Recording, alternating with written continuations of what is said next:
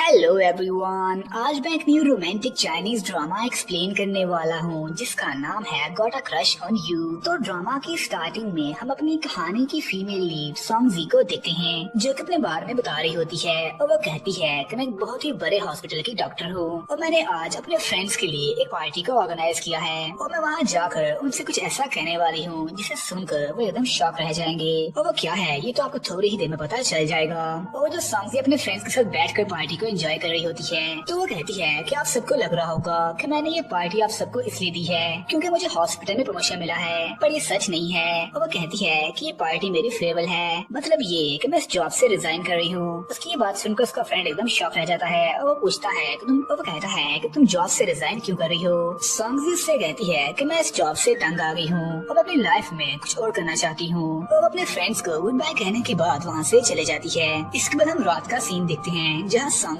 अपने फ्रेंड जाओली के पास मिलने के लिए आती है और वो जाओली को बताती है कि मैंने अपनी जॉब को छोड़ दिया है। उसकी बात सुनकर जाओली उससे कहती है कि अब तो तुम फ्री हो और वो सॉन्गजी को बताती है कि मैं एक न्यू शॉप को ओपन कर रही हूँ और अगर तुम चाहो तो तुम मेरे साथ उस शॉप में पार्टनरशिप कर सकती हो। और सॉन्गजी जिसके पास कोई भी काम नहीं होता इसलिए अपनी फ्रेंड से कहती है कि ठीक है मैं तुम्हारी शॉप में तुम्हारे साथ काम करने के लिए तैयार हूँ। और अपनी दोनों ड्रिंक्स पीते हुए बहुत ज्यादा एंजॉय कर रही होती है। नेक्स्ट टाइम जाओली को देखते हैं जिसकी जैसे ही आंख खुलती है तो उसे याद आता है कि उसने अपनी फ्रेंड से प्रॉमिस किया था कि मैं तुम्हारे साथ तुम्हारी शॉप में काम करूंगी। तो वो कहती है कि मुझे अपने फ्रेंड से मिलने के लिए जाना चाहिए। वही दिन हम जाओली को देखते हैं जिसके साथ एक फ्रॉड हो गया होता है। उसने जो पैकेट्स मंगवाए होते हैं वो सारे पैकेट्स एक्सपायर होते हैं, इसलिए जाओली थोड़ा सा परेशान हो रही होती है। तभी वहाँ पर सॉन्गजी आ जाती है जो जाओली को ऐसे देख कर उसके पास जाकर उससे कहती है कि मैं तुम्हारी हेल्प करने के लिए आई हूँ और आज के बाद मैं तुम्हारी शॉप पर तुम्हारे ही साथ काम किया करूंगी। सॉन्गजी की ये बात सुनकर जाओली बहुत ज्यादा खुश होती है और वो उससे कहती है कि तुम मेरी बेस्ट फ्रेंड हो। इसके बाद हम सॉन्गजी को देखते हैं जो कि हॉस्पिटल जाकर अपने सामान को पैक कर रही होती है और जब वो वहाँ से जा रही होती है तो उसकी कुछ कोलीग्स उसके खिलाफ बातें कर रही होती हैं और वो कहती हैं कि सॉन्गजी को डॉक्टरी के बारे में कुछ भी नहीं आता था इसलिए उसने अपनी जॉब को छोड़ दिया।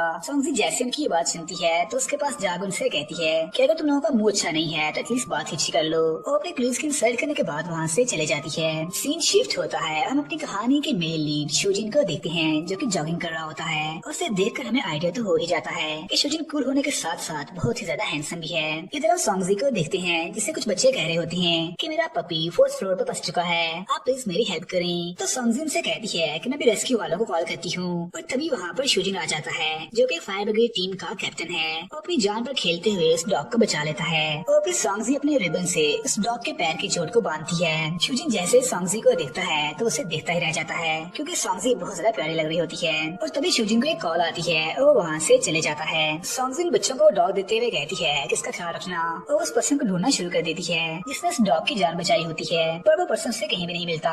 और फिर शूजिन को देखते हैं जो कि अपने ऑफिस आता है जहाँ पर उसका फ्रेंड उसका इंट्रोडक्शन करवा रहा होता है, जहाँ हमें शूजिन की क्वालिटीज के बारे में बताया जाता है और हमें पता चलता है कि वो शूटिंग और मार्शल आर्ट्स में बहुत ज्यादा एक्सपर्ट है और वो यहाँ पर एक फायर ब्रिगेड टीम का कैप्टन है। शूजिन उससे कहता है कि मुझे अपने बारे में ज्यादा बात करना पसंद नहीं है, पर मेरा सिर्फ और सिर्फ एक रूल है कि जो कोई भी काम करो उसे हमेशा 100% करो। और इधर हम सॉन्गजी को देखते हैं जो अपने पेरेंट्स के साथ बैठकर खाना खा रही होती है और यहाँ सॉन्गजी के डैड उससे कहते हैं कि तुम शादी कब कर रही हो। वो कहते हैं कि तुम अच्छी खासी जॉब कर रही हो पर तुम्हारा कोई भी बॉयफ्रेंड नहीं है। सॉन्गजी अपने डैड से कहती है कि मेरी शादी के बारे में बात करना जरूरी है, क्या आप कोई और बात नहीं कर सकते। तो सॉन्गजी के डैड उससे कहते हैं कि तुम 29 ईयर्स की हो, अगर तुम अभी शादी नहीं करोगी तो कब करोगी। इधर हम शूजिन को देखते हैं जो अपने बेस्ट फ्रेंड के साथ बॉक्सिंग कर रहा होता है और शूजिन को देखकर हमें आइडिया होता है कि वो कितना ज्यादा स्ट्रॉन्ग है और वो बड़ी आसानी से अपने फ्रेंड को हरा देता है। शूजिन का फ्रेंड उससे कहता है कि तुम बहुत ही जोर से मारते हो, अगर तुम मुझे ऐसे ही मारते रहे तो मैं मर जाऊंगा। तो शूजिन फिर से अपना डायलॉग बोलते हुए उससे कहता है कि मेरा सिर्फ एक रूल है कि जो भी काम करो उसे हमेशा 100% करो। तो शूजिन का फ्रेंड जिसका नाम भाव है वो उससे कहता है कि अच्छी बात है कि तुम्हारे ब्लाइंड डेट है, रेडी हो जाओ। शूजिन अपनी फ्रेंड की बात सुनकर उससे कहता है कि तुम्हें किसने कहा है। तो हौस से कहता है कि मुझे तुम्हारे ग्रैंडपा ने कहा था कि मैं तुम्हें इस बारे में बता दूं। तो शूजिन उससे कहता है कि मैं ब्लाइंड डेट पर नहीं जाऊंगा। तो हाउस से कहता है कि अगर तुम नहीं जाओगे तो तुम्हारे ग्रैंडपा तुम्हारे साथ साथ मुझे भी मारेंगे। और वो कहता है कि तुम्हारे ग्रैंडपा ने मुझे तुम्हें ब्लाइंड डेट पे भेजने के लिए कहा है। और वो कहता है कि मेरा भी सिर्फ और सिर्फ एक रूल है कि चाहे जो मर्जी हो जाए अपनी ड्यूटी को पूरा करो। हाउ की बात सुनकर शूजिन को बहुत ज्यादा गुस्सा आता है और उसे चप्पल मारते हुए कहता है कि तेरे रूल की तो ऐसे की तैसी। और फिर हम सॉन्गजी को देखते हैं जो कि अपनी फ्रेंड जाओली को बता रही होती है कि मेरी मॉम ने मेरे लिए एक ब्लाइंड डेट अरेंज की है, अब मुझे कल अपनी ब्लाइंड डेट से मिलने के लिए जाना है। और जाओली को बता रही होती है कि मेरे मॉम डैड मुझे शादी के लिए बहुत ज्यादा फोर्स कर रही हैं और मैं फिलहाल शादी नहीं करना चाहती। और अपने फ्रेंड से कह रही होती है कि मैं कल जाकर जाकर उस ब्लाइंड डेट वाले लड़के की ऐसी हालत करूंगी कि वो आइंदा ब्लाइंड डेट पर आने से पहले 100 बार नहीं बल्कि 1000 बार सोचेगा। नेक्स्ट टाइम सॉन्गजी को देखते हैं जो कि बहुत ही ज्यादा हॉट लग रही होती है और वो जैसे अपनी ब्लाइंड डेट से मिलने के लिए आती है तो हम देखते हैं कि उसकी ब्लाइंड डेट कोई और नहीं बल्कि शूजिन होता है। शूजिन को देखकर सॉन्गजी कहती है कि अरे वाह, मेरी मॉम की चॉइस तो बहुत ही अच्छी है, मुझे तो पता ही नहीं था कि ये लड़का इतना हैंडसम होगा। पर फिर वो अपने आप को संभालते हुए कहती है कि मैं यहाँ जो करने के लिए आई हूँ मुझे वो करना होगा। इसी को सीधा जाकर उस पर्सन की इंसल्ट करना शुरू कर देती है और वो कहती है कि तुम कितने ज्यादा फ्री हो जो ब्लाइंड डेट पर आ गई हो। और वो कहती है कि तुम्हारा नाम शूजिन है ना? तो वो कहता है कि हाँ। वो सॉन्गजी से कहता है कि तुम डॉक्टर हो, तो सॉन्गजी से कहती है कि तुम कैप्टन। और इन दोनों की बातों से हमें आइडिया होता है कि जैसा सवाल सॉन्गजी उससे पूछ रही होती है बिल्कुल वही जवाब शूजिन उसे दे रहा होता है। मतलब ये कि अगर उससे पोलाइट वे में बात कर रही है तो उसका जवाब पोलाइट वे में दे रहा है, और अगर वो उससे गुस्से में बात कर रही है तो शूजिन उसके सवाल का जवाब गुस्से में दे रहा है। और इससे हमें पता चलता है कि दोनों एक दूसरे के लिए परफेक्ट मैच हैं। सॉन्गजी शूजिन को अपना कार्ड देते हुए उससे कहती है कि हमारी आज की ब्लाइंड डेट यहाँ तक थी, और कहती है कि मुझे कुछ काम है, और ये कहने के बाद वहाँ से चले जाती है। सॉन्गजी को वहाँ से जाने के बाद शूजिन को उसके ग्रैंडपा का मैसेज आता है जो उससे कहते हैं कि ब्लाइंड डेट से फ्री होने के बाद मुझसे मिलने के लिए आना। इसके बाद सॉन्गजी को देखते हैं जो कि जैसे जाओले के पास आती है तो उसकी फ्रेंड उससे पूछती है तुम्हारी ब्लाइंड डेट कैसी रही। सॉन्गजी उससे कहती है कि मैं जो करने के लिए गई थी मैंने वो कर दिया है, पर मुझे नहीं लगता कि वो लड़का मुझे लाइक करेगा क्योंकि जिस तरह से मैंने उससे बात की थी वो मुझे बिल्कुल भी पसंद नहीं करेगा। और फिर जाओले सॉन्गजी से कहती है कि मुझे कुछ सामान मंगवाना है, क्या तुम ला सकती हो?